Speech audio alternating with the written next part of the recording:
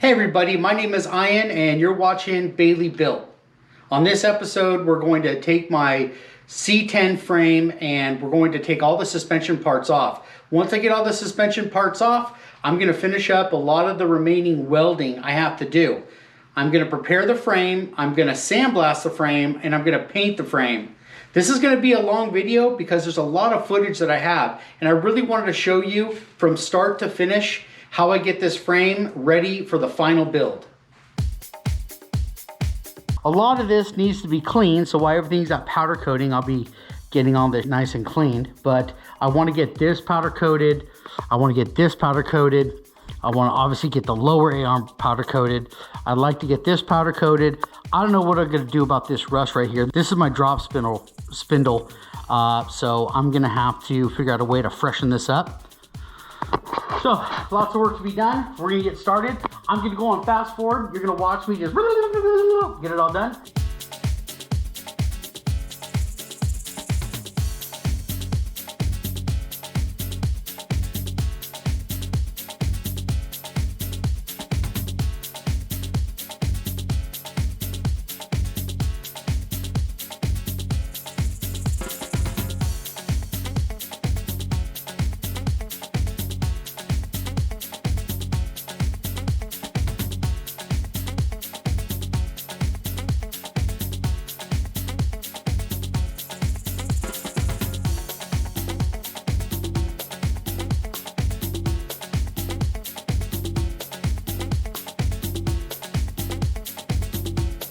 We now have the Porter-built front suspension totally removed.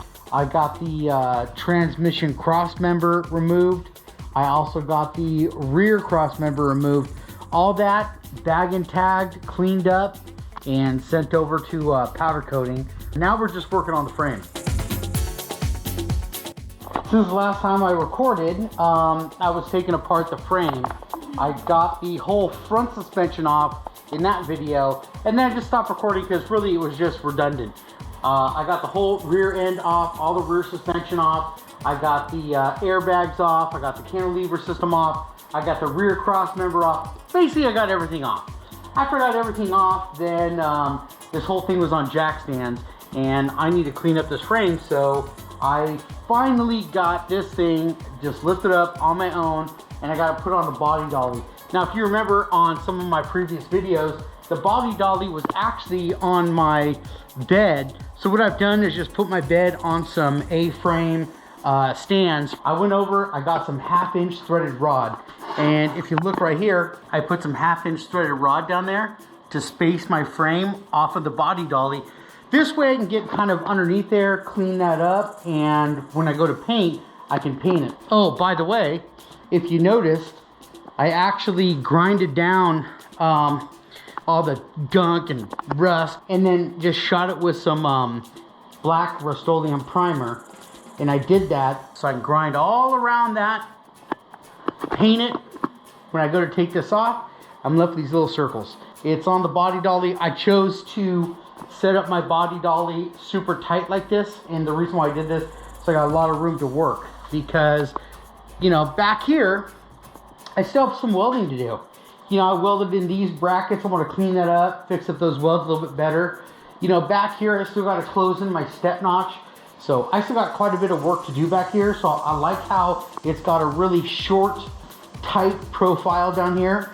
So I can work around the front, I can work around the back. The other thing I want to do is I want to add some brackets on my frame for strapping the truck down when I tow it in the enclosed car trailer. So these guys right here, I was thinking maybe I can weld a set. Oh, that's not gonna work out well at all. Forget it. Just kidding. And I know back here, when this thing drops on the ground and it's inside the enclosed car trailer, I've got plenty of clearance back here, so I can weld a couple of ratcheting strap points right about here. That way I can strap my truck. So I'm thinking maybe this might be right about here. Something easy just to grab with my ratcheting strap. So I want to weld these in. I need to make sure that these guys, when I strap it down, when the strap gets tight, I'm not pushing up against my front bumper, And in the back side, I got to make sure that when I strap it down, the strap doesn't push up underneath the roll pan that I'm doing in the back. So let me know what you think. So far, all is good. So far, all is good. And wait till I show you what I got next. What I got to do is I got to do a bunch of welding. So since my recorded last video, I basically took this frame right here and I added some strap attachment points. So I welded in this guy and this guy right here. That way I can strap this down when I put the truck inside of the enclosed car trailer. Back here, I did the same thing. I put another hook right here and another hook on this side. The next step that I gotta do is I'm going to basically weld in these step notch cross members. I'm just gonna make something myself. I wanna give some sort of design to it. I'm thinking about doing something similar to this. This is kind of just a basic mock-up where I'm gonna go with it. I'm basically gonna weld in this piece right now. I want to do a couple of 45s. That actually won't be a 45, but whatever that is. And I definitely want to get this bar in here. And then I'll see what that looks like and maybe add some extra pieces. Just kind of give it a cosmetic appeal.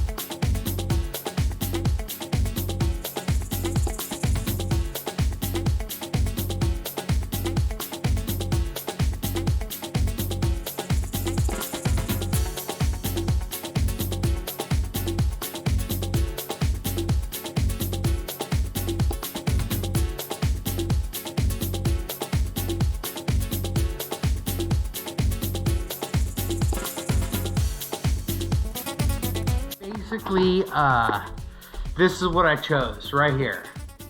I kind of like it. What I basically did is created a 2-inch gap. I just marked it out 2 inches, and then I cut these pieces. Once I had those done, then I kind of had a scrap piece that was about this size, and I just kind of level this up. This is a little bit over 2 inches, almost 2 inches, but I used my square, just kind of come out here, square that off. Bam. Once that was done, I figured out drawing a center line through here and then 45 out here where to land these pieces. This piece and this piece. I feel like I got a lot done today. I really do. I really do. This looks really good.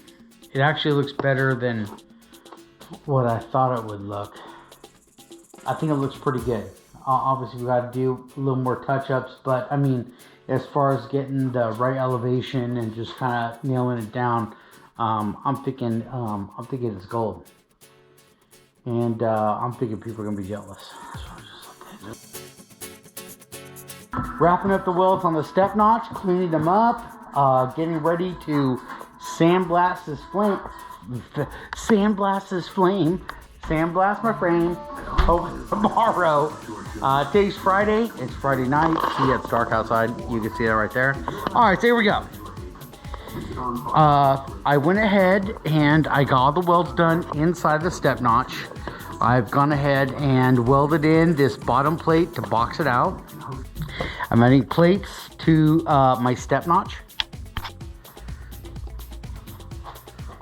I got a plate here and a plate here. You can see I've already welded it grinding it down. And right here, there's an indentation on my frame. This is where the factory shock would mount. That's why it's kind of indented right here. So what I've done is I've added a filler plate in here, and I've gone ahead and weld this up. So I really want to make this look good.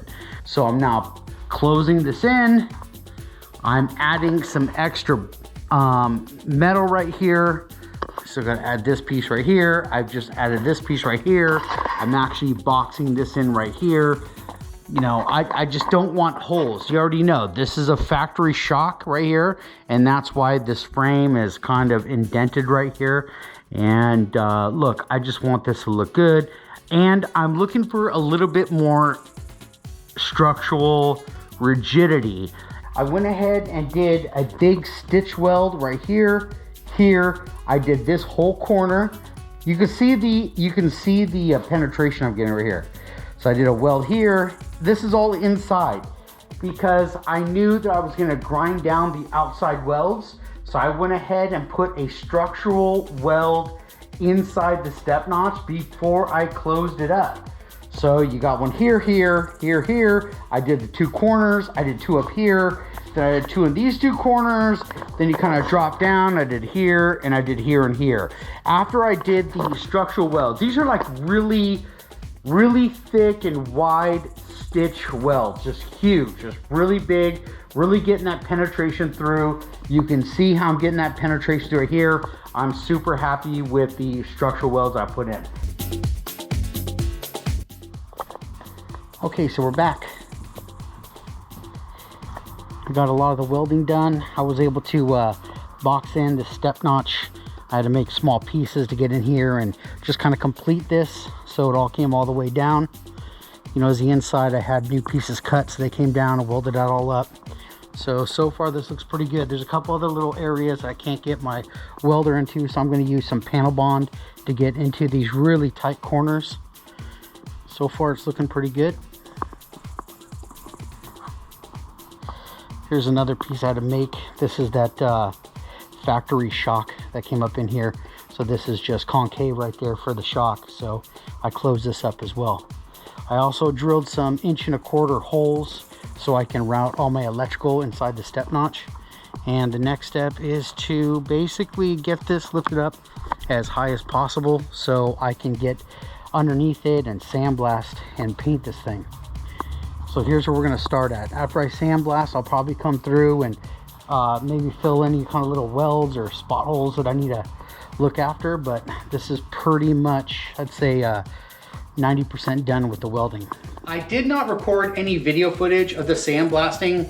Quite frankly, it was really dirty and really dusty when you sandblast. I did my sandblasting in the garage. How I did that was I basically tarped off an area inside my garage with 3mm translucent tarp that I just got at my local big box store. I used a sandblaster hooked up to my air compressor, and I sandblasted the entire frame. It took me a good solid 3 days to set up a makeshift booth in my garage, sandblast the entire frame, and then clean up and take down the booth that I created. This saved me about $350 to $450, which is what it would have cost me to take this down to somebody to just have it sandblast at a sandblasting shop.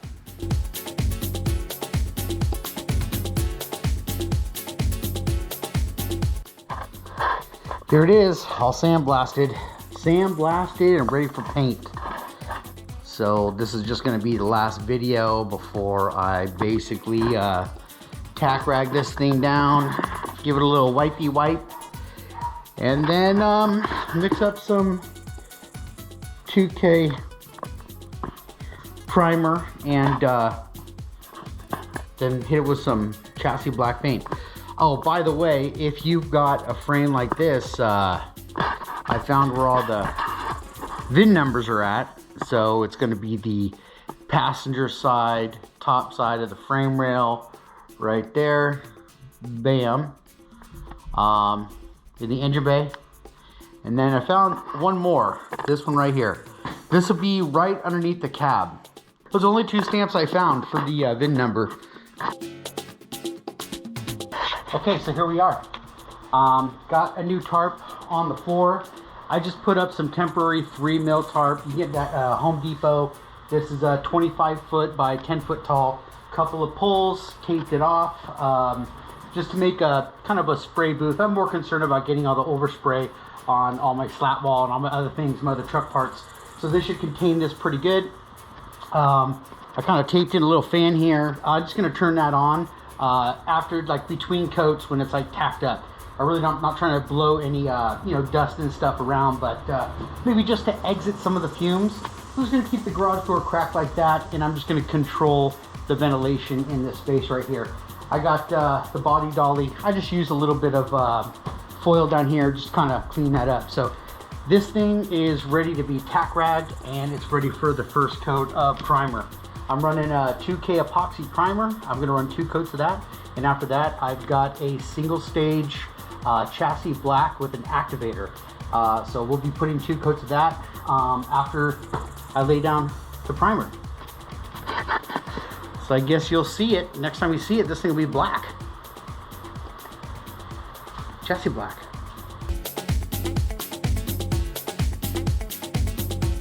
So I set up another booth inside my garage. Again, I used a 3 mil tarps, brand new 3 mil tarps, and I put down a new gray tarp on my garage floor. Once the booth was done, I applied 2 medium coats of 2K epoxy primer with no reducer. I then added a 3rd and a 4th coat of chassis black paint, which has an activator. I applied the 3rd and 4th coat of chassis black within the window of the epoxy primer, so I was able to get a chemical bond between the 2 products. The chassis black product that I used was out of Summit Racing. It's this chassis shield right here. The part number is SUM-UP500. The catalyst for this product is right here, and this is the SUM-UP502. So these 2 products mixed, it's a single stage black paint.